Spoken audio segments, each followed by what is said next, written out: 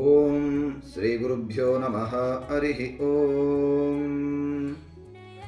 ವಸುದೇವಸುತಂ ದೇವಂ ಕಂಸಚಾನೂರಮರ್ಧನಂ ದೇವಕೀ ಪರಮಾನಂದಂ ಕೃಷ್ಣಂ ವಂದೇ ಜಗದ್ಗುರುಂ.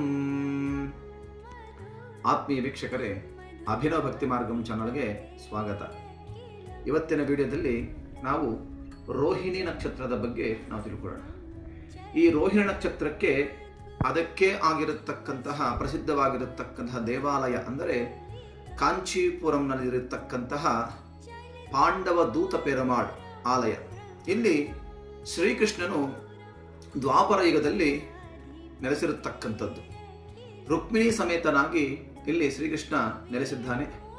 ಇಲ್ಲಿ ವಿಶೇಷವಾಗಿರತಕ್ಕಂತಹ ದೇವಾಲಯ ಇದು ಆಗಿರುತ್ತೆ.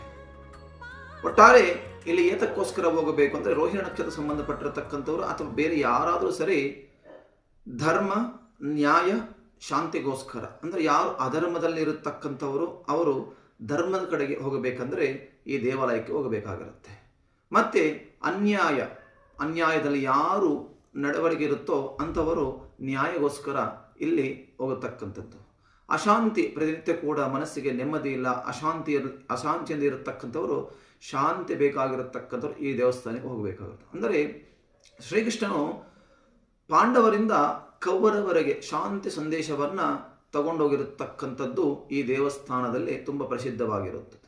ಹಾಗಾಗಿ ಯಾರು ದಾಯಾದಿಗಳಾಗಿರಬಹುದು, ಅಣ್ಣ ತಮ್ಮಂದರಾಗಿರಬಹುದು, ಮನೆಯಲ್ಲಿ ಪ್ರತಿನಿತ್ಯ ಕೂಡ ಕಲಹ ಇರತಕ್ಕಂಥವರು ಈ ದೇವಸ್ಥಾನಕ್ಕೆ ಒಮ್ಮೆ ಹೋಗಿ ಬರತಕ್ಕಂಥದ್ದು ತುಂಬ ವಿಶೇಷ. ಈ ದೇವಸ್ಥಾನದಲ್ಲಿ ನೋಡಿ ವಿಶೇಷ ಏನೆಂದರೆ ಶ್ರೀಕೃಷ್ಣ 25 ಅಡಿ ಎತ್ತರ ವಿಗ್ರಹ ಇಲ್ಲಿ ಪ್ರತಿಷ್ಠಾಪನೆ ಆಗಿರತಕ್ಕಂಥದ್ದು. ಇಲ್ಲಿ ರುಕ್ಮಿಣಿಯನ್ನ ಲಕ್ಷ್ಮೀ ರೂಪದಲ್ಲಿ ಪೂಜೆ ಮಾಡ್ತಾ ಇರುತ್ತಾರೆ. ಈ ದೇವಾಲಯ ಏಕಾಂಬರೇಶ್ವರ ದೇವಸ್ಥಾನದಲ್ಲಿ ಪಕ್ಕದಲ್ಲಿ ಇರತಕ್ಕಂಥದ್ದು ತುಂಬ ವಿಶೇಷ ಇರುತ್ತೆ. ಹಾಗಾಗಿ ಎಲ್ಲ ಕೂಡ ಯಾರ್ಯಾರು ಈ ಒಂದು ವಿಡಿಯೋನ ವೀಕ್ಷಣೆ ಮಾಡ್ತಾ ಇದ್ದೀರಾ ಎಲ್ಲರೂ ಕೂಡ ಒಮ್ಮೆ ಆ ದೇವಸ್ಥಾನಕ್ಕೆ ಹೋಗಿ ಬನ್ನಿ. ಇಲ್ಲಿ ತುಂಬ ವಿಶೇಷವಾಗಿರತಕ್ಕಂಥದ್ದು. ಎಲ್ಲರೂ ಕೂಡ ಈ ವಿಡಿಯೋ ನೋಡಿದ ಕೂಡಲೇ ಈ ಒಂದು ಚಾನಲ್ನ ಸಬ್ಸ್ಕ್ರೈಬ್ ಮಾಡಿಕೊಳ್ಳಿ. ನಿಮ್ಮ ಬಂಧು ಮಿತ್ರರಿಗೆ ಈ ವಿಡಿಯೋನ ಶೇರ್ ಮಾಡಿ. ಒಳ್ಳೆಯದಾಗಲಿ. ಶೋಂ ಭೂಯಾತ್. ಸರ್ವೇ ಜನ ಸುಖಿನೋ ಭವಂತು.